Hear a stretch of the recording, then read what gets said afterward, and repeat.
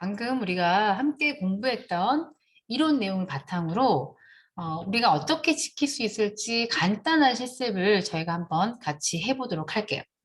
첫 번째, 어떻게 지킬 수 있을까? 우리가 앞에서 정보보호의 3대 목표는 기밀성, 무결성, 가용성이라고 말씀을 드렸었죠. 그래서 우리가 그럼 기밀성에 대해서 간단한 방법은 어떤 게 있을까? 무결성은 어떤 게 있을까? 가용성은 어떤 게 있을까? 하는 것들을 잠깐 볼게요. 첫 번째 보시면 우리 기밀성이라고 하는 거예요. 아까 위협을 막기 위한 방안으로는 암호문 만들어 보는 게, 그러니까 암호화가 가장 일반적인 방법이라고 말씀을 드렸어요. 그래서 우리가 암호문을 한번 만들어 볼 건데요. 어,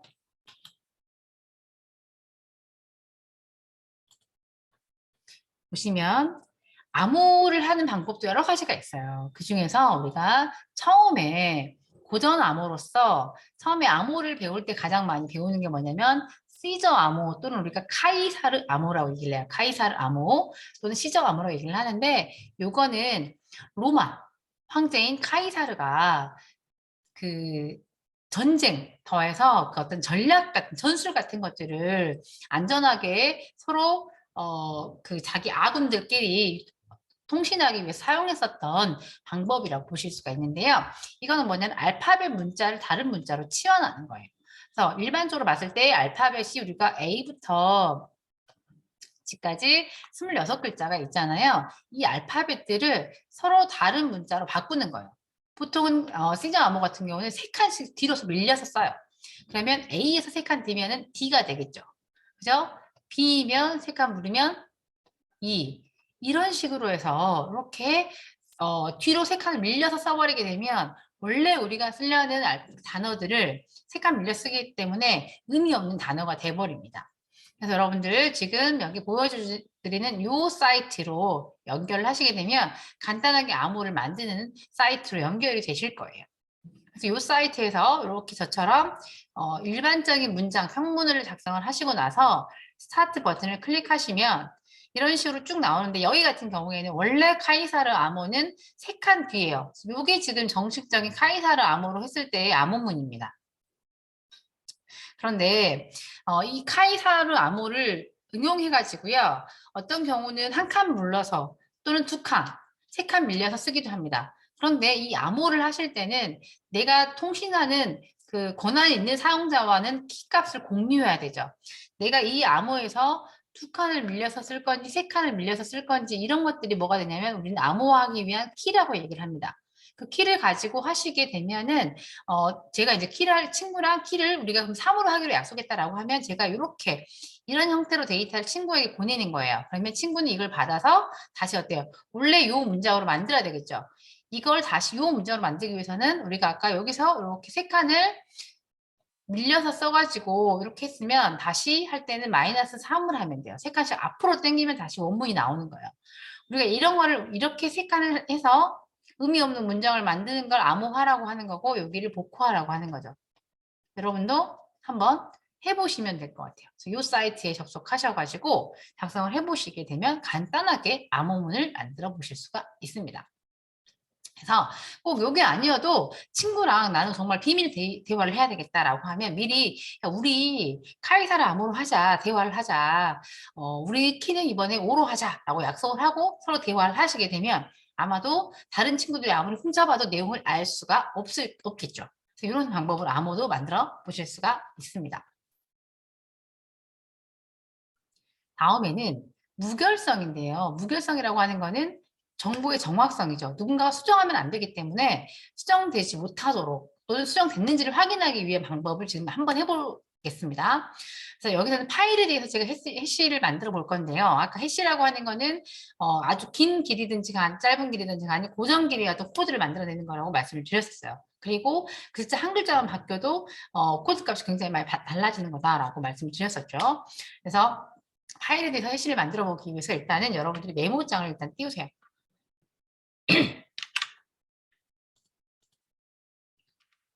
여기서 메모장을 주신 다음에 메모장 띄우셔서 메모장에 여러분들이 원하는 글자를 사용을 하세요. 제가 봤을 때는 그냥 저는 이제 뭐 이렇게 의미 없는 걸 만들어 볼게요. 이렇게 했습니다. 그래서 파일 파일을 제가 여기서 해시.txt 파일로 쓸게요. txt 파일로 일단 저장을 하겠습니다. 여기 바탕화면에 할까요? 바탕화면에 제가 하고 이렇게 저장을 하겠습니다. 저장 해놓고요. 그러면 요거에 대한 일단은 해시 파일을 만드는 거예요. 제가 만든 파일을 먼저 해시 파일을 만들어 놓고 나서 갖고 있다가 다시 내가 이 파일을 열었을 때 다시 해시를 만들어 봤는데 뭔가 다르다라고 하면 누군가가 내 파일을 만진 거라고 확인하실 수가 있겠죠. 그래서 이걸 하기 위해서 일단은 여기서 우리가 어떻게 해보실 수 있냐면 윈도우 탐색기를 열어가지고요. 탐색기를 열어서 바탕화면에 가시면 우리가 방금 만든 이 파일이 보이실 거예요. 근데 우리가 해시를 만드실 때는 도스창, 명령 프롬프트 창에서 하셔야 되기 때문에 이 상태에서 여기 주소창 있죠? 여기서 cmd를 치면 이 경로에서 이렇게 도스창이 뜹니다. 그러면 여기 있는 방금 만든 해시.txt 파일을 바로 사용하실 수가 있어요. 그래서 여기서 뭘 쓰시면 되냐면 search util 쓰시고 해시 파일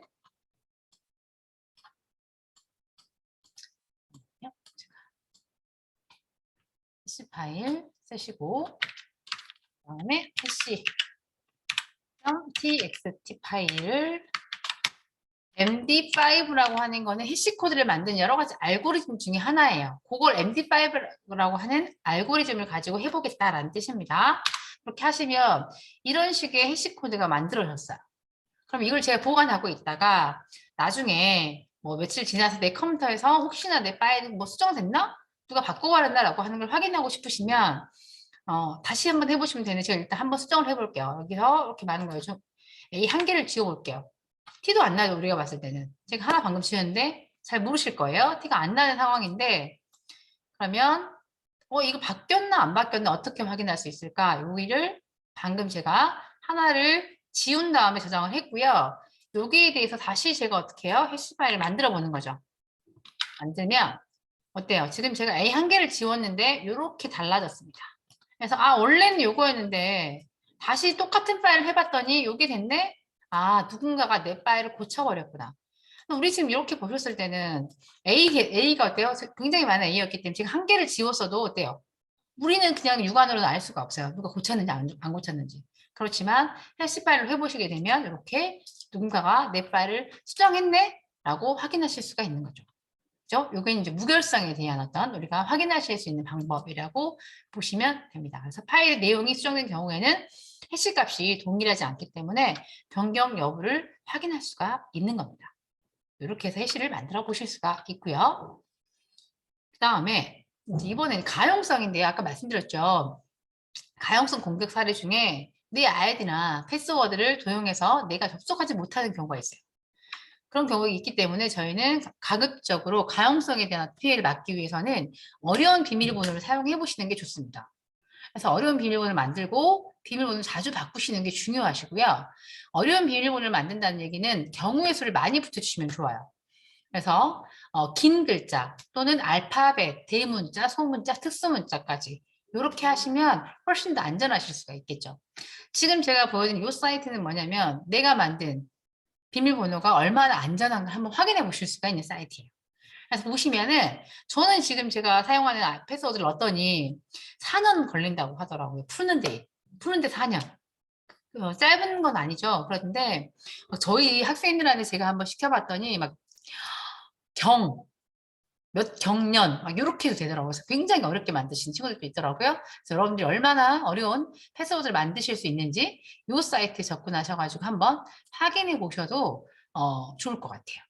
그래서 내 패스워드는 정말로 안전하구나 확인하시는 게 좋을 것 같고 자주 바꿔주시는 게 좋습니다. 이렇게 해서 제가 간단하게 그 정보보안 목표에 대한 3가지 대해서 막을 수 있는 방법들을 간단하게 봤고요. 오늘 제가 해보고 싶었던 거는 여러분들이 소개해주고 싶은 건 해킹에 대해서요. 그래서 우리 간단하게 해킹을 하는데 이 해킹 방법을 가지고 다른 데 가서 여러분들한테 활용하시라고 말씀을 드리는 건 아니고요. 이렇게 간단하기 때문에 이렇게 우리가 우리 또 은연중에 속아버릴 수 있으니까 잘 확인해 보시라는 거고요. 여기서 이제 저희가 하는 거는 파밍과 홈페이지 위변조를 실습해 볼 거예요. 이 파밍과 홈페이지 위변조 같은 경우에도 네트워크가 원래 갖고 있는 성격에 있는 취약성을 가지고 활용한 사례거든요. 그래서 우리가 오늘 이거를 같이 한번 제가 해보도록 할게요. 일단은 지금 제가 여러분들 하나를 보여드릴게요. 지금 여러분들 눈에 어떤 사이트가 보이시나요? 지금 보시면 어떤 화면? 네이버 화면인 것 같죠? 그죠? 그렇지만 아닙니다. 지금 여러분들이 보고 계신 이 사이트는 제가 만든 가짜 네이버 사이트예요. 그죠? 여러분 지금 여기 보이실까요? 네이버에 킴스 네이버라고 하는 게 돼 있네. 그죠? 제가 네이버에 마치 네이버인 것처럼 네이버 사이트를 바꾼 거죠. 변조한 거예요. 그래서 이렇게 하는 게 홈페이지 위변조에 해당이 되는 거고, 이런 사이트가 누군가가 네이버.com에 접속하면 이 페이지가 나와버리게 하는 거죠. 그러면 이 페이지에서 누군가가 뭔가 동작을 하면 그 사람이 했었던 뭐 아이디 패스워드 같은 게 나한테로 오는 거죠. 내가 만든 가짜 서버로 날라오게 하는 거. 그게 지금 파밍과 홈페이지 위변조입니다. 간단한 이런 실습을 제가 한번 보여드려 볼게요. 일단은 먼저 제가 네이버를 위변조하는 방법은 실제로 하시라는 건 아니 한번 해보셔도 되는데 어차피 여러분 만드신다고 해서 이거를 웹서버에 올리실 건 아니기 때문에 간단한 방법으로 바꿀 수 있는 방법만 여러분들한테 제가 한번 알려드려 볼게요. 일단 아까처럼 네이버 사이트를 한번 접속을 해보겠습니다. 실제로 이렇게 네이버에 접속을 제가 했어요. 그리고 마우스 오른쪽을 클릭하시면 페이지 소스 보기라고 하는 게 있습니다. 실질적으로 웹페이지라고 하는 거는요, 원래 이런 식으로 HTML이라고 하는 언어를 가지고 작성이 돼 있어요. 근데 이렇게 되어져 있는 게 웹브라우저, 우리가 지금 사용하고 있는 뭐 크롬이나 엣지나, 그죠? 이런 것들을 통해서 우리가 이렇게 글씨로 쓴 문법으로 사용한 글자들이 이렇게 그림과 아니면 마우스 클릭하면 이동할 수 있게끔 이렇게 지금 나오는 거예요. 그래서 일단은 지금 이 화면을 구성하는 프로그램의 소스 코드가 이거라고 하시면 돼요. 소스 코드. 그냥 코드가. 그럼 이 소스 코드를 내가 수정을 하게 되면 이 화면을 바꿀 수 있는 거죠. 그래서 이 화면에 대한 소스 코드가 이렇게 되어져 있고, 여기서 제가 아까 어디를 바꿀까요? 여기서 바로 바꾸시는 게 아니고 일단 이거를 카피를 그대로 할게요. 컨트롤 A를 누르시면 전체가 선택이 되고, 컨트롤 C를 누르시면 복사가 되겠죠? 메모장에서 이렇게 붙여넣기를 합니다. 그러면 전체적으로 붙여졌어요. 그죠? 이거를 파일 저장하시는데 복사하신 다음에 중요한 게 하나 있어요. 웹페이지 문서를 저장하실 때는 파일 형식이 반드시 뒤에 우리 텍스트 파일 txt가 생기잖아요. 파일 형식이 html이어야 됩니다. 그래서 여기를 일단 모든 파일로 바꾸신 다음에 제가 여기를 naver.html로 저장을 할 거예요. 반드시 여러분들 뒤에가 html 이렇게 돼 있으셔야 돼요. 그래서 이렇게 저장을 하신 다음에 이렇게 하시고 저장 클릭하시면, 잠깐만 제가 바탕화면에 가볼까요? 바탕화면에 보시면 방금 만든 네이버.html을 이렇게 보시면 HTML로 정확하게 저장을 하시면 웹브라우저 모양의 아이콘이 생기는 거예요. 이게 엣지 모양이죠? 그리고 이거를 더블 클릭하시면 이렇게 네이버 사이트가 뜹니다. 똑같죠? 거의 비슷하죠? 그림 몇 개 안 나온 거 빼고는 이렇게 가능한 거고요. 바꾸셨고, 난 이거를 좀 아까 약간 내 어떤 흔적을 좀 남기고 싶다라고 하면 수정을 하실 수가 있는데, 한번 수정해 보시는 걸 제가 권장해 드리는 부분은 아까 로고 쪽, 로고 근처에 여기를 좀 가볼게요. 여기가 있으면 이게 로고 쪽이거든요. 여기에서 이 로고 위쪽에다 글씨를 제가 간단하게 하나를 써보기 위해서 여기서 이 위치입니다. 여기다가 제가 아까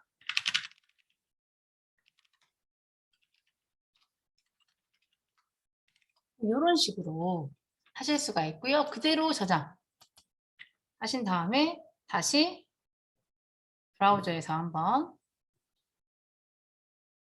확인을 해 볼게요. 여기서 다시 여기서 이렇게 더블 클릭하면 이렇게 김미선의 네이버 화면이랑 금방 바뀌어 있는 네이버 화면이 떠버리는 거죠. 그러니까 사실은 제가 그대로 카피해서 조금만 수정했기 때문에 주의 깊게 보지 않으면 이거 그냥 네이버인가 보다 하고 로그인해서 막 사용해 버리실 수도 있어요. 이렇게 해서 가짜 사이트를 만든 거고요. 화면 하나 만든 거고, 이렇게 해서 이제 끝내는 게 아니라 실질적인 이제 파밍이라고 하는 거는 누군가가 네이버.com이라고 하는 주소를 치면 내가 만든 요 화면으로 들어오게끔 유도하는 거예요. 그게 파밍이죠. 그래서 그 방법을 제가 간단하게 하나 설명을 드릴 건데 어떤 과정들을 하는지를 먼저 말씀 좀 드릴게요. 이렇게 이제 변조가 됐고, 원래는 우리가 이제 하려면 실질적으로 내가 다른 사람이 접속할 수 있게끔 웹서버라고 하는 것도 만들고 여러 가지를 해야 되는데 실제로 만들 수가 없기 때문에 가상으로 지금 제가 시뮬레이션을 한번 해본 거예요. 그래서 이렇게 네트워크 구성할 건데 어, 실습에서 저희가 이제 이걸 하기 위해서 패킷 트레이서라고 하는 프로그램을 이용을 할 거고요. 툴을 가지고 이렇게 구성을 할 거예요. 보시면 여기서 하나 설명드리고 싶은 게 지금 이 부분이 웹서버예요. 그러니까 웹서버라고 하는 건 뭐냐면 우리가 www.naver.com이라는 주소를 치면 네이버 화면이 뜨잖아요. 이건 무슨 뜻이냐면 이 주소를 갖고 있는 컴퓨터가 있고 그 컴퓨터가 우리한테 서비스를 해주고 있는 거예요. 그 컴퓨터를 우리는 뭐라고 부르냐면 웹서버라고 불러요. 웹서버. 그래서 우리는 지금 이 네이버컴 역할을 할 만한 웹서버를 가짜로 하나 만든 거죠. 가짜. 그냥 가짜 웹서버를 하나 만든 겁니다. 웹서버를 하나 만드신 거고요. 그 다음에 우리가 만약에 www.naver.com이라고 치면 naver.com이라고 하면 우리는 그냥 이 주소로 연결되는 것 같이 보이지만 실질적으로는요. 모든 컴퓨터는 이런 식의 IP 주소를 가지고 움직여요. 그래서 네이버.com이라고 하는 컴퓨터에도 원래 자기의 IP 주소가 있어요. 주소가 있어서 우리가 www.naver.com이라고 치면 누군가가 이 naver.com의 IP 주소를 저한테 알려줘가지고 그 주소를 가지고 연결할 수 있게 해주는 거거든요. 그러면 그걸 관리하는 서버가 뭐냐면 DNS 서버라고 하는 게 있어요. 원래 DNS 서버가 있는데 제가 여기서 뭘 하는 거냐면 이 친구가 www.naver.com이라고 접속을 하려고 하면 원래 네이버 주소가 아니라 요 IP 어드레스를 얘한테 알려주는 거죠. 그죠? 이거의 IP 어드레스는 이걸 한다라고 저한테 알려줘야 돼요. 그러면 얘가 그쪽으로 연결되거든요. 그 역할을 하기 위한 게 DNS 서버입니다. 그래서 제가 www.naver.com이라고 하는 컴퓨터 연결하고 싶으면 그거를 일단 누구한테 물어보냐면 저하고 가장 가까운 DNS 서버한테 물어봐요. 그럼 DNS 서버가 자기 목록에서 찾아요. www.naver.com이 어떤 IP를 갖고 있는지. 그러면서 그 IP 어드레스를 저한테 알려주는 거죠. 근데 제가 이 DNS 서버에다 가짜로 원래 네이버 주소가 아니라 내가 지금 만든 주소인 192.168.3.13이라고 하는 게 www.naver.com이다라고 저장을 해놓으면 그 주소를 얘는 이렇게 알려주겠죠. 그럼 저는 이렇게 www.naver.com을 치면 원래 인터넷상에 있는 여기로 가는 게 아니고 여기로 가버리는 거죠. 내가 만든 가짜로. 이렇게 접근하는 게 지금 뭐예요? 파밍 공격이라고 보실 수도 있어요. 그래서 이렇게 하는 건 DNS가 갖고 있는 원래의 성격, 웹서버가 갖고 있는 성격들 때문에 가능한 거죠. 이게 그러니까 이러지 않기 위해서 사실은 그 DNS 서버를 서버 갖고 있는 정보들을 계속 업그레이드 하시던지 이런 방법들이 필요합니다. 그래서 이거를 저희가 실습으로 구성을 해봤어요. 그래서 이거를 하는 방법을 제가 간단하게 알려드리면 어렵진 않기 때문에 여러분들이 따라서 해보실 수 있으실 거고요. 지금 이 강의를 통해서 수업을 듣는 학생들 같은 경우는 이걸 하기 위해서 패킷 트레이서라고 하는 프로그램이 필요하거든요. 그래서 인터넷에서 검색하시면 패킷 트레이서를 다운로드 하실 수 있어요. 다운로드 하실 수 있고 저희 수업에 참여하는 학생들에게는 제가 이제 그 다운로드 해놓은 파일들을 같이 공유하거든요. 그걸 하시면 되는데 그걸 인터넷 검색해서 일단 다운로드 하신 다음에 설치를 해주시면 돼요. 그래서 설치하시면 이런 식의 프로그램이 생성이 됩니다. 이렇게 생성이 돼요. 그럼 여기다가 방금 제가 보여드렸던 이 모양대로 구성을 하시는 거예요. 제가 구성된 걸 한번 열어보도록 할게요. 보시면 이렇게. 그래서 요거는 지금 어떤 식으로 구성을 하시는 거냐면 저는 이미 다 구성을 했기 때문에 간단하게 좀 설명을 드릴게요. 여기 아래쪽에 보시면은 내가 지금 여기 있는 이 장비를 우리는 라우터라고 얘기를 합니다. 라우터, 그다음에 컴퓨터, 스위치, 서버 이렇게 구성을 하는데 라우터 부분에서는 여러분들 여기 아래에 라우터 선택을 하시면 그 라우터 사용할 수 있는 라우터 종류들이 나와요.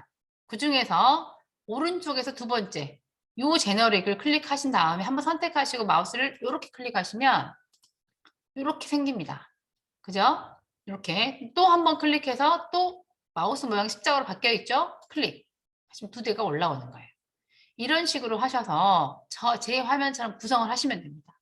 라우터는 이렇게 구성을 하시면 되고요. 혹시 잘못 올리신 경우에는 여기 화면에 보시면 X 표시가 있어요. X를 선택하신 다음에 클릭하면 없어집니다. 네, 이렇게. 그 다음에 스위치는 여기 보시면 두 번째 거 선택하신 스위치 나오죠? 스위치에서는 맨 첫 번째 거 또 선택해서 누르고 선택해서 누르고 이렇게 해주시면 되고요. 저는 다 설치해놨기 때문에 제가 좀 삭제를 할게요, 여러분. 그 다음에 컴퓨터도 이런 식으로 두 대, 여기도 두 대. 그 다음에 컴퓨터에서 보시면 세 번째 거가 서버예요. 이렇게 서버 두 대. 그래서 지금 제 화면처럼 하시면 되고요. 그렇게 하신 다음에 선도 연결하셔야 되잖아요. 선은 여기 보시면은 번개 모양이 있어요. 번개 모양. 여기 클릭하시면 선 종류도 여러 가지가 있거든요. 어떤 걸 해야 될지 우리가 알 수 없기 때문에 번개 모양을 클릭하면 얘가 가장 적합한 선으로 연결해 줍니다. 그래서 제가 한번 여러분들 보여드리기 위해서 잠깐만 하나를 해볼게요. 여기서 스위치 하나 하고 컴퓨터 한 대를 올려놓고 선을 연결하실 때는 오토 번개 모양 클릭하신 다음에 그러면 선 모양으로 마우스가 바뀌죠. 그래서 연결하실 부분에 대해서 클릭 이렇게 하면 연결이 돼요. 나머지 다 하시면 돼요. 그래서 라우터하고 라우터인 경우는 본인 여기서 알아서 빨간색으로 해줍니다. 이렇게 화면을 구성하시면 돼요. 화면을 구성을 하시면 되고요. 그 다음에 모든 네트워크에 연결되는 컴퓨터는 통신하기 위해서는 IP 주소라고 하는 걸 가져야 돼요. 그렇게 하기 위해서 각각 설정을 하셔야 되는데 보시면 제가 이렇게 써드렸잖아요. 이걸 보시고 하시면 돼요. 클릭하시면 데스크탑에 컴퓨터인 경우에는 데스크탑 IP 컨피그레이션 가시면 이렇게 설정하시면 됩니다. 그래서 제가 여기 적어드렸죠. 192.168.1.11은 자기 주소고요. 서브넷 마스크 부분은 마우스 한번 클릭하면 얘랑 아마 여기 적힐 거예요. 그대로 두시면 되고요. 디폴트 게이트웨이는 여기 앞에 세 칸은 자기랑 똑같습니다. 그럼 맨 뒤에만 1번으로 하시면 되고요. DNS 서버 주소는 우리가 아까 제가 여기를 DNS 서버로 하기로 했기 때문에 그 DNS 서버 주소로 하시면 돼요. 이렇게 해서 여기를 설정하시면 되고 두 번째 거는 방금 하신 거랑 똑같은데 여기만 12번입니다. 12번. 이렇게 하시면 되고요. 그 다음에 이쪽 컴퓨터도 데스크탑 IP 컨피그레이션 하셔서 여기 13번. 여기 디폴트 게이트웨이가 1.1. 이렇게 잡아주시면 돼요. 얘는 본인이 DNS 서버이기 때문에 따로 DNS 서버는 안 잡으셔도 됩니다. 이렇게 잡아주시면 되고 마찬가지 이쪽 컴퓨터도 해볼게요. 여기는 이렇게 보시고 따라 하시면 됩니다. 그 다음 여기도 또 똑같이 제가 다 보여드릴게요. 이렇게 이걸 보시는 분들은 잠깐씩 멈춰 가시면서 따라 하시면 돼요. 그 다음 서버 클릭해서 똑같이 데스크탑 IP 컨피그레이션 이렇게 여기서 가장 중요한 건 뭐냐면 라우터라고 하는 아이의 설정이에요. 라우터는 어떤 역할을 하냐면 제가 여기를 보고 잠깐 설명을 드려볼게요. 라우터라고 하는 거는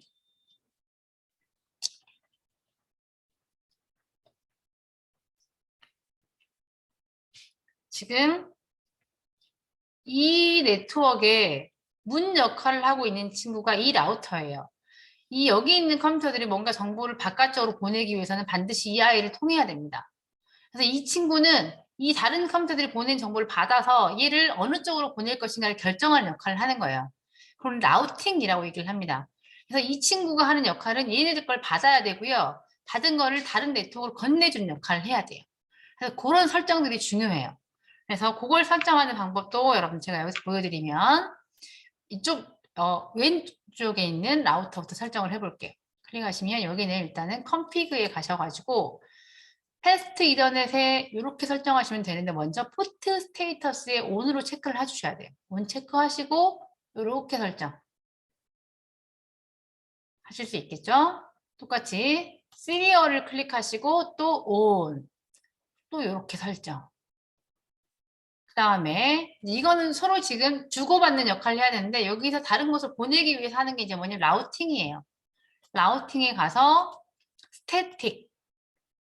지금 저는 이미 작성해 놓기 때문에 이 상태인데 여러분 여기서 어떻게 쓰시면 되냐면 여기다가 192.168.3.0이라고 쓰시고 여기가 255, 255 이렇게 하시고요. 여기가 192.168.2.2라고 쓰시고 add를 누르시면 저처럼 이렇게 생깁니다. 이렇게 쓰고 add 하시면 돼요. 그죠? 그렇게 설정해 주시면 되고 저는 이미 했으니까 여기는 안 할게요. 이렇게. 그 다음에 이쪽으로 아우터. 여기는 똑같이 컨피그 패스 이더넷은 포트 스테이터스 켜고 on 그 다음 IP 서브넷 마스크 이렇게 주시면 되고 그죠? 그 다음에 시리얼 포트 on IP 어드레스 이렇게 주시고요. 여기도 역시나 라우팅 스태틱을 하시는데 이게 무슨 의미냐면 이 컴퓨터가 지금 화면에 보이시죠? 이 컴퓨터가 오른쪽에 있는 데이터를 받아가지고 왼쪽으로 보내기 위해서는 어디로 보낼까요? 왼쪽으로 보낼 거예요. 그럼 왼쪽에 지금 네트워크 주소가 몇 번이냐면 192.168.1.0이라고 하는 게 왼쪽 이 왼쪽에 있는 네트워크의 요 얘네들의 주소입니다. 그래서 거기를 설정하신 다음에 마스크라고 하는 건 아까 255 3개 있는 걸로 그냥 하시면 돼요. 설명하려면 이거는 좀 복잡하니까 이렇게 하시고 넥스트 홉이라고 하는 건 뭐냐면 이 컴퓨터가 지금 네 번째인 요 라우터 4라고 하는 컴퓨터가 왼쪽에 있는 곳으로 데이터를 보내기 위해서는 일단 누구한테 먼저 보내줘야 돼요. 얘가 이 네트워크로 보내기 위해서는 얘한테 보내야 돼요. 그래서 얘의 주소가 몇 번이냐면 192.168.2.1번인 겁니다. 이게 아까 한 것도 똑같은 원리예요. 그래서 이렇게 하시고 애드 누르시면 이렇게 적혀요. 그러면 지금 우리는 이제 환경 설정은 다 끝난 거예요. 다 끝났고 그러면 다 되고 나면 여러분 뭘 확인하시면 되냐면 내가 여기 PC 0에서 PC 2로 뭔가 데이터를 보내면 잘 왔다 갔다 하는지를 확인하시면 돼요. 그걸 확인하는 방법은 여러 가지가 있지만 제가 간단하게 설명드리면 화면 오른쪽에 보시면 편지 봉투가 있어요. 편지 봉투를 클릭하신 다음에 PC 0에서 한번 클릭, PC 2에서 한번 클릭 하시면 잘 되면 이 부분에 뭐가 되냐면 successfully 나옵니다. 성공했다고. 지금 저는 아까 제가 뭐 설정 다시 한번 해볼게요. 한 번 했을 때 안 되면 다시 한번 시키시면 돼요. 왜냐면 이렇게 되죠. 학습을 해야 돼요. 라우팅도 자기가 이거를 학습시켜야지 경로를 설정할 수 있기 때문에 두 번째 하면 이렇게 됩니다. 그러면 잘 통신되고 있다는 뜻이에요. 그럼 일단 한번 볼까요? 여기서 여기까지 잘 가는지 일단 볼게요. 좀 더 기다려 볼까요? 한 번 더 해볼게요. 이렇게 해보시면 석세스풀 되어 있는 거 확인하셔요. 그러면 이제 오늘 우리가 뭘 할 거냐면 우리가 할 거는 PC 0에서 www.naver.com을 치면 원래 네이버 사이트가 아니라 얘가 만든 사이트가 나오게 하는 거죠. 그렇게 하기 위해서 뭘 하셔야 되냐면 DNS 서버에 www.naver.com의 주소를 이 친구의 주소로 바꿔주셔야 돼요. 그걸 어디서 할 거냐면 여기서 할 거니까 잘 보세요. 여기 DNS 서버를 클릭하신 다음에 여기서 컨피그에 가시면 서비스에 DNS라고 하는 게 있어요. 거길 클릭하세요. 이 화면 나오죠? 여기서 저는 지금 이미 등록을 해놓은 상태인데 여기 네임을 www.naver.com을 치시면 되고요. 이 naver.com이라고 하는 주소를 치면 내가 연결시켜줄 컴퓨터의 주소는 여기잖아요. 원래 IP가 아니고 내가 만든 거기 때문에 이 주소를 써주시면 돼요. 여기다가 192.168.3.13 하고 add 하시면 화면이 이렇게 생깁니다. 그러면 앞으로는 누군가가 www.naver.com이라고 치면 실제 네이버 사이트가 아니라 이 사이트로 연결을 해버리는 거죠. 그렇게 하기 위해 설정하는 게 이 부분이에요. 그 다음 여기도 클릭하시고 이제 여기 웹서버를 만들어야 돼요. 웹서버니까 웹페이지를 만들어 놔야 되겠죠.